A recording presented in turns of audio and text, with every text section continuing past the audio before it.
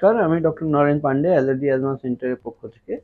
আজকে আমরা আলোচনা করতে চলেছি এই যে ইনহেলার দেওয়া হয়, তো প্রচুর পেশেন্ট আমাদের কাছে আসেন, ওনারা প্রচুর দিন ধরে ইনহেলার নিচ্ছেন, কিন্তু তাতে কোনো রিলিফ বুঝতে পারেন না। এটা নিয়ে আমরা আলোচনা করব। আপনারা যারা নতুন দর্শক, ওনাদের অনুরোধ করব লাইক, সাবস্ক্রাইব, কমেন্ট, শেয়ার করার জন্য। আর পুরনো দর্শক যারা লাইক, সাবস্ক্রাইব, কমেন্ট, শেয়ার করছেন, ওনাদের অনেক অনেক ধন্যবাদ। আমি কলকাতাতে শিয়ালদা স্টেশনের কাছে মৌলালী মাজার এবং ইন্টালি সিনেমা হলের মাঝখানের বাড়িতে, ইন্টালি সিনেমা হলের পাশের বাড়িতে আমি অবস্থিত। আপনারা কেউ পরামর্শ নেওয়ার প্রয়োজন থাকলে ডান দিকে নিচে যে নম্বরটা দেওয়া আছে 7278034776, এই নম্বরে কল করে অ্যাপয়েন্টমেন্ট নিয়ে এসেই পরিষেবা নিতে পারেন। তো যেটা আমরা আলোচনা করছিলাম যে ইনহেলার প্রচুর মানুষ ব্যবহার করেন, প্রচুর সময় থেকে ব্যবহার করেন। আমাদের কাছে প্রচুর মানুষ আসেন যে রুগীরা দেখান যে আমরা ইনহেলার ব্যবহার করছি ডাক্তারবাবু, কিন্তু কোনো উপকার, অনেক দিন ধরে ব্যবহার করছি, কোনো উপকার পাচ্ছি না। যখনই ওনাদেরকে সামনাসামনি বলা হয় ঠিক আছে ইনহেলার নিয়ে দেখুন, তো ওনারা যেটা দেখান আমাদের, আমরা আশ্চর্য হয়ে যাই যে এই ধরুন এইরকম নিল, এই হয়ে গেল। ওয়ারেজ আমাদের এই যে ইনহেলার থেকে এই যে গ্যাস বেরোলো, এই গ্যাসের কাজ হচ্ছে, এই গ্যাস যে এইটুকু বেরোলো, এর কাজ হচ্ছে আমার ফুসফুসেতে ওষুধ পাঠানো।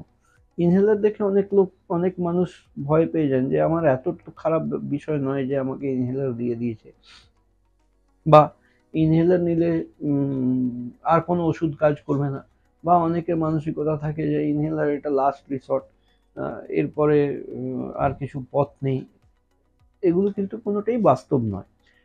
যে টেকনিকটা আমি দেখালাম ইনহেলার নেওয়ার, একবার এক রুগী এসেছিলেন, ওনার বাবাকে ইনহেলার দেওয়া হয়েছিল, ওনার ছেলেকে ইনহেলার দেওয়া হয়েছিল এবং ইনহেলার নিয়ে কোনো রিলিফ পাচ্ছিল না। আমি বললাম ঠিক আছে আমার সামনে একবার ইনহেলার নিয়ে দেখান কিভাবে নেয়। তো বলে বেটা মুখের সামনে এইরকম করে দিল, বাস ইনহেলার নেওয়া হয়ে গেল।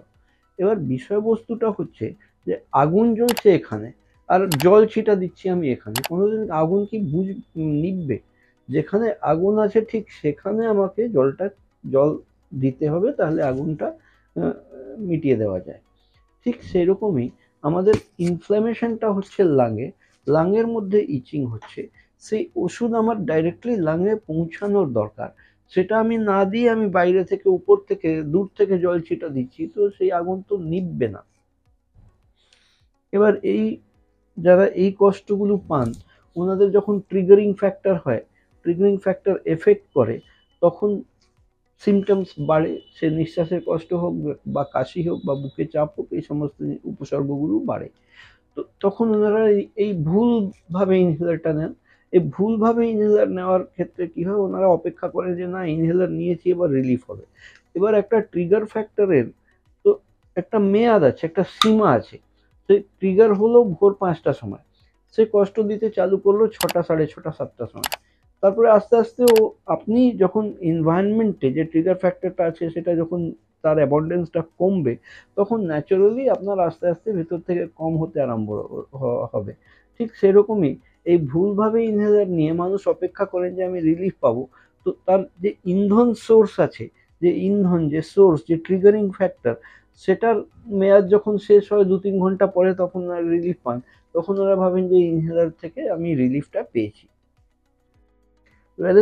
ঠিক ইনহেলার নেওয়ার পদ্ধতি হলো এই আগে এটা ক্যানিস্টারটা খুব ভালোভাবে ঝাঁকিয়ে নেওয়া। এটা খুব সিম্পল জিনিস, একটা এই বডি স্প্রে মতন ছোট শিশি, আর এই জিনিসটা আকার প্রকার এরকম দেওয়া আছে কারণ এটা সাহায্য করে আমার বুকের মধ্যে ওষুধটা পৌঁছে দেওয়া।